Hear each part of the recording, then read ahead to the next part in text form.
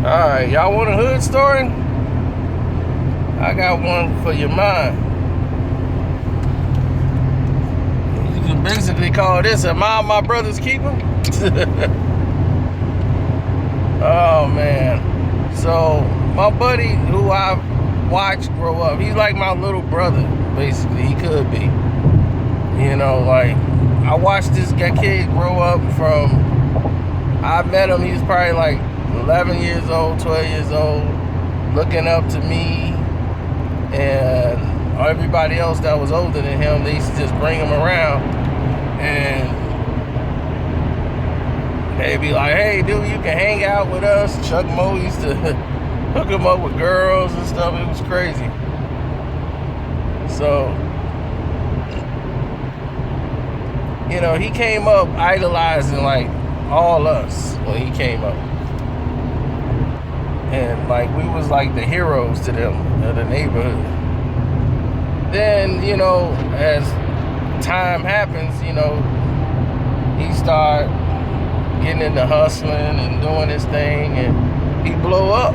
You know, he started making his own money, became his own man, and got married, got a wife, got like 3 or 4 kids, you know, with his wife. And life is going good for him. Then, you know, I guess some unfortunate things happened, you know, and he had to go and do some time. So this is where I come in. When he had to go and do this time for this thing that he did, he was gonna be gone for like a little less than a year. He's very paranoid about who he trusts. And only person that was allowed to come to his house with his family is me. And that's it. Like, it's me and probably one other person. That was it. That was allowed to come over to the crib. So he was like, you know, I need you right now, man. I need you to help me look out for my family. I'm like, I got you. Don't worry about it. Like, I got you. Don't even trip on that stuff. You got no problem, nothing to worry about. I got you. Just tell me what I need to do, and I'll make sure it's done. And see, that's me. I'm not going to betray my friends. Nowhere in the world would I ever do that. That's more valuable to me than some money or anything else. And people know with me, it's just universal. Every friend I had know, like, he ain't going to cross me. Now, the rest of y'all, I don't know about, but he all right. And see, to me, that's the best honor you could give somebody. Is somebody who's got they word means something. So anyway, we go all the way back to like their house, right? And then his wife is like, she's pretty, you know, like cute, and she's just not, you know, ghetto or hood at all. She's, you know, mulatto or mixed or whatever you want to call it, but she just has no street in her whatsoever. She's oblivious to anything in the streets. So just where she was raised, you know, and she's a good girl, you know, just stay with her kids, but she's bored. She has really nothing to do, no friends, nothing, nobody to really talk to or that's around her to come visit her. So it's just her dealing with like 3-4 kids in the house. So she's get a Facebook account. So she friends me on Facebook. So she talks back and forth on MySpace at this time. I'm sorry, not Facebook. It was MySpace. And you know, MySpace had a thing where you put somebody on your friends list and you could put them like first, second, third, or whatever the top line. And for some reason, people cared about that crap. How did I fall to number 3, man? I'm number 3 today? Oh, okay. What's up with that? Why am I number 3? What did I do? I was commenting, and I could care less, because the thing is they didn't have like a auto response page back then. They weren't advanced. You had to go to somebody's page to put something on it. So you got to sit there and wait till it loads up, and everybody got all these music players and everything on it, and you want to just hope it loads halfway so you can click on the comment part so you can respond. So you want somebody to be on the top of your row. You don't want to have to wait till it loads up and loads up like 50 people in a row. So you rather get to the top row. So as soon as that appears, you can just click on that person's page. And then that way you can tell you got a comment or not and read it. It was hell back then. Imagine somebody logged on your Facebook. You got to go and wait till it load up. Now load up time is much faster than that. This is like dial up. So, let me get over here.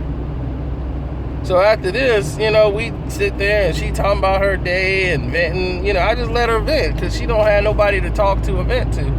So everything's fine and all that. We got our fantasy football thing out there every Sunday. We watch that and I said, hey, you need something for the kids. You need to go somewhere, talk. We right here after the game's over. I can stop through 10, 15 minutes. You can vent. Just looking out. So, anyway, people on Facebook, she's like, we need to just talk in like direct message now. I'm like, why? I'm like, why? Why we can't just leave it on your page? She's like, cause people starting to think like something's going on. I'm like, why? Why in the world would they think that? I'm like, they know like everything is on the front page. That's why I wanted it to be there, so there'd be no craziness with any of it. And he was like, nah. She's like, nah, because people are thinking crazy, so let's just talk in the message. I'm like, all right, whatever you want to do. So once again, same conversations going on. Then like one of my friends just started jumping in. White guys have no filters. You got your white buddies, they just come in and say the wrong things and don't know the situations, and they're joking, but they don't know the people they're joking with, and they end up saying the wrong thing, and he said the wrong thing, and when he said the wrong thing to her, she got irritated with him and she blocked him or something. And I'm like, dude, what did you do? Because everybody wanted to attack him. So it came back to me, and I was like, dude, what did you do? So he sent me a copy of what he sent, and what he sent over was a message that he like, man, this is all I said. I was joking because you had her at number one. I was like, oh, you trying to make a move? I'm like, dude, you don't know her like that. To joke like that is crazy. You know what I'm saying? Like, me and her husband is like brothers almost. So when he did that, what is going on out here today? People cannot drive. So anyway, after this happens, I'm reading the thing he sent, and then I'm seeing her response. Her response is back to him. And she was like, yeah, my husband was a little like worried about like, why am I number one? And even I was like, yeah, I don't know what this is about. And I'm like, what? So I'm saying it to myself like, wow. So in her mind, she's thinking like, oh my God, I don't know what this is about. And she knows there's nothing there, but she's creating this garbage behind the scenes. Like, oh, I don't know where this is going either. I don't know what he's doing. And I'm like, why would she do that? This is a guy that don't even know. So imagine what she's saying to other people. So I'm like, you know what? I'm done. I'm done reaching out trying to help. Now you're on your own. So I took her down completely. She's like, no. I talked to my husband and everything is good. You can go ahead and keep me up there at the number one. I'm like, no. You're going down. That's it. You will not be on that page no more. You are swiftly going down. Like, no, there will be no contact, no nothing. You have lost your mind. If you ever thought that would be my goal for a second, was to come in there and betray my friend, 1, she's not my type, 2, 3, 4 kids, not my type. So after this is done, and then I kind of like give her the brush, they still needed me.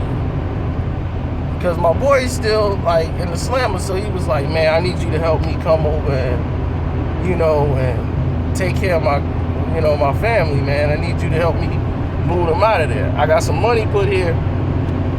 Anything they need, man, you got it. I'm like, you ain't got to pay me for nothing. I got you. I went over there, moved them, took them all the way to a whole new location by myself. Nobody else helped, because he didn't want nobody to know where he was living and where he was going to. Helped him out, moved him. After all this, they said, we can make you dinner. You want dinner? I was like, yeah. Ate dinner. After that, there was no calls, no nothing. I was completely done, because I didn't want to have no contact after the incident that happened with her and no dude. So this stuff goes over, and then he gets out, and she's got all this attitude with me. And he's like, why you got an attitude with my guy? Because she assumed, because there was a rumor going around, but it didn't come from me. It was a rumor going around that one of his boys was like smashing her in the front seat of the car that he paid for. So naturally, the first thing he did was get rid of the car and got a brand new car. He's like, that's it, I'm buying a truck. I'm getting out of this. This car's going away. We're getting a new car, period. Because I ain't finna be there even if it's true. I don't want to be there around this situation. So everybody was like, okay, then bet. He ain't gonna be around the situation. So after the fact, he's now a little worried about like what's going on with the situation with this guy smashing his wife. So naturally, when they say a guy, it was like, oh, it's me. And he was like, nah, that can't be my boy. He was like, he wouldn't say that. And normally I didn't say that, and they weren't talking about me. But when you say a guy, and in his mind, the only person that's close, that been close to his wife was me. So in his mind, he's like, no, I know that's a lie. So he got the information from her, so she thinking that I'm going around saying like spreading it, like it came from me, when it didn't. I didn't even know anything about it till it was like dead almost. But it just caused so much friction that I didn't want to have nothing to do with any of them. I was just like, you know what? This friction thing, I don't do. I did my job, I was honorable, and he know that. And to this day, he was like, man, you've always been a stand-up dude, man. We got to get right again, man. We going to have to sit down, man, and go over things and, talk, man. Like, I'm like, dude, I'm always here. My number ain't changed in 18 years. So my number has been the same number when I first got a phone. That number has never changed. So I ain't went nowhere. So if y'all want to reach out to me, like, I'm here all the time. And then her friends told me, like, man, that's how she is.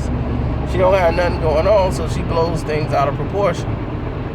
I was like, oh, okay, now that explains a lot, because I didn't know anything. Her friends was like, yeah, man. And he's like, every time we deal with her, it's the same thing. She has nothing going on, so she over-dramatized every little bitty thing. Like someone's out to destroy her and all this stuff. And like she's the finest thing on earth, It's the way she was brought up. She wasn't brought up with the city. If I date a chick, she gotta have some type of acknowledgement of the streets. She can't be just dumbfounded. It don't work. It don't work. I'm not attracted to dumb. I sleep with dumb. But no, I'm not attracted to that. So that story, that's just how that went. And I am pulling up on my destination. Your boy Karceno, I'm out. Follow me at Twitter, at Karceno on Twitter. I think that's how it goes. I mean, people I see, they go to my Facebook page a lot, and I rarely know these people, and I'll be like, who are these people? I don't know. They trying to friend me. I barely am on Facebook doing things like answering questions. That's very rare. You have to catch me in a rare mode. Your best bet is Twitter.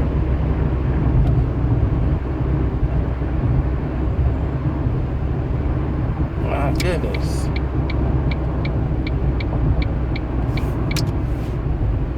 I hope they ready for me when I get in here. I don't want to waste no time.